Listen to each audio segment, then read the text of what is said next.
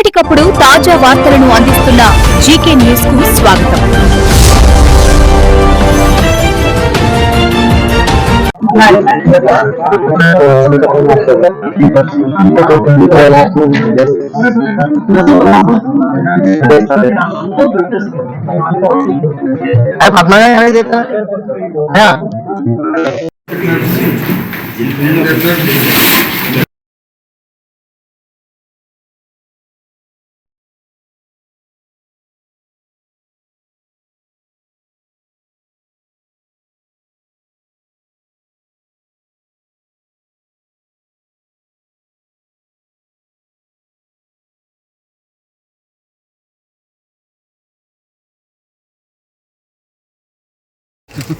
అడగకూడదు, నేను చెప్పకూడదు. ఆపరేషన్ కంటిన్యూ అవుతుందా సార్? ఆపరేషన్ కంటిన్యూ అవుతుంది. ఇంకా ఎవరైనా మైదాన ప్రాంతంలో ఉన్నట్టుగా అది మేము ఆపరేషన్ డీటెయిల్స్ ఎవరు చెప్పము.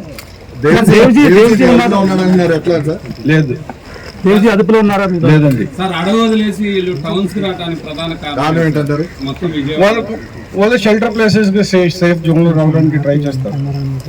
ఇప్పుడు మావోయిజం అనేది దండకారణ్యం ఈ 4-5 స్టేట్లలో మార్చినాటి మీరు మీ ఆపరేషన్ పూర్తి చేయాలని మేము అన్ని పోలీస్ ఫోర్సెస్ లక్ష్యంగా పనిచేస్తున్నారు. సార్, ప్రస్తుతం ఏపీలో మావోయిస్టులు లేనట్టేనా సార్?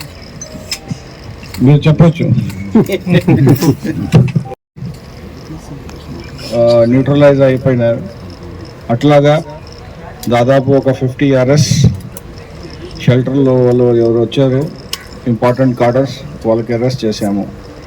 ఈ ఆపరేషన్లో మన పోలీస్ ఫోర్సెస్ అన్ని విభాగాలు ఇంటెలిజెన్స్ కానీ ఏఎస్ఆర్ డిస్ట్రిక్ట్ మిగతా డిస్ట్రిక్ట్ పోలీస్ ఫోర్సెస్ అందరు ఒక 1 4 సింగిల్ కమాండ్ కింద పనిచేసి ఈ సక్సెస్కి సాధించారు. ఈ ఆపరేషన్లో మీరు చూసినట్టుగా ఇప్పుడు ఎక్కువ క్వాంటిటీలో వెపన్స్ కూడా మనకి దొరికినాయి. అట్లాగే ఎక్స్ప్లోసివ్ మెటీరియల్స్ ఇంకా మెటీరియల్స్ కూడా దొరికినాయి. మావోయిజం ఒక మీకు గుర్తుందా, జూన్లో మనకి ఒక ఎన్కౌంటర్ ఎక్స్చేంజ్ ఆఫ్ ఫైర్ జరిగింది. ఎక్స్చేంజ్ ఆఫ్ ఫైర్లో ఇంపార్టెంట్ కార్డర్ కూడా చనిపోయినారు. అప్పుడు కూడా చెప్పాము, మీరు బయటికి వచ్చి సరెండర్ చేయండి, లేకుంటే మేము న్యూట్రలైజ్ చేస్తాము. మన ఒక లక్ష్యంగా ముందుకు పోతున్నాము. గవర్నమెంట్ ఆఫ్ ఇండియా మనకి ఒక టార్గెట్ ఇచ్చింది మార్చ్ 26లో. ఆ లోపల మేము ఈ స్టేట్లో కూడా మావోయిజం ఫ్రీ స్టేట్ డిక్లేర్ చేయడానికి ట్రై చేస్తున్నాము. దాదాపు అన్నీ అయిపోయినాయి.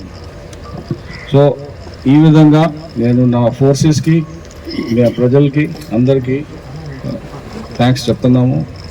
బాగా పనిచేశారు. ఈ స్టేట్ సేఫ్గా ఉండాలా, మంచిగా ఉండాలా, డెవలప్మెంట్ రావాలంటే వైలెన్స్కి ఈ స్టేట్లో ఏ సొసైటీలో ఏ ప్లేస్ లేదు. Thank you.